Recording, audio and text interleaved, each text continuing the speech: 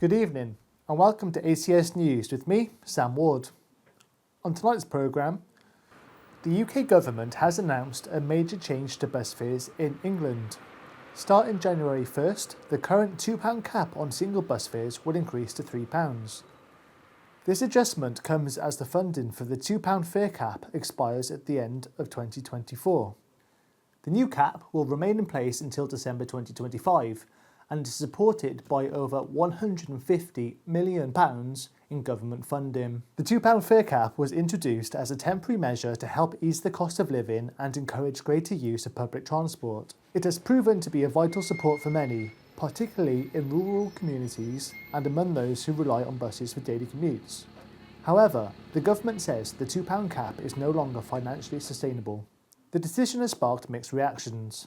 On one hand, transport officials argue that the £3 cap strikes a balance between affordability for passengers and the need to ensure the ongoing operation of essential bus services.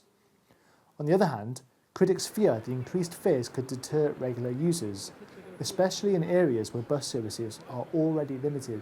Local councils will have the flexibility to introduce lower fare caps if they can secure the necessary funding. This approach, they say, aims to maintain some level of affordability for passengers while supporting local decision making.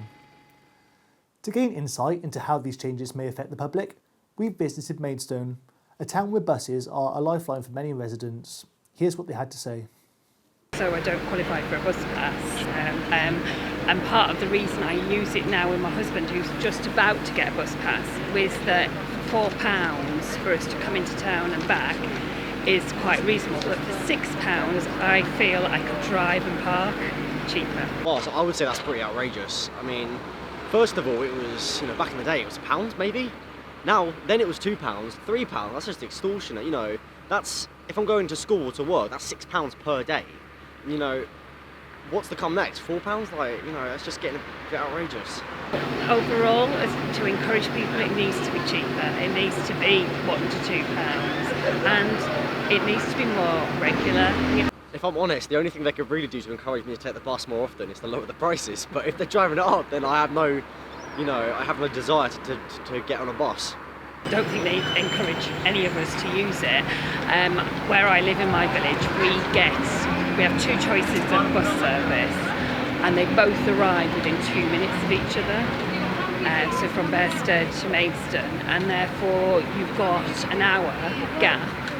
I like to see a bit more frequent buses coming at regular intervals, plus maybe you can't really prevent late buses, but if they could do it, I'd love to see that, personally. The government has announced a significant investment of over £1 billion into the bus network. This funding aims to improve reliability, expand coverage and ensure better service quality, with a strong focus on rural areas and providing opportunities for young people to access education and employment more easily. Transport experts say that improving the reliability and availability of bus services is just as critical as keeping fares affordable. A recent report highlighted that inconsistent services are one of the top reasons people avoid using public transport, even when fares are capped. The government is also exploring new legislation that could give local authorities greater control over bus routes, fares and timetables, potentially addressing the long-standing issues with service cuts and declining passenger numbers. While the £3 cap aims to balance affordability and sustainability, it remains to be seen how these changes will impact public transport usage in the long run. For now, passengers and operators alike are bracing for what's ahead. In other news, Arsenal have just beat Tottenham Hotspur 2-1 at the Emirates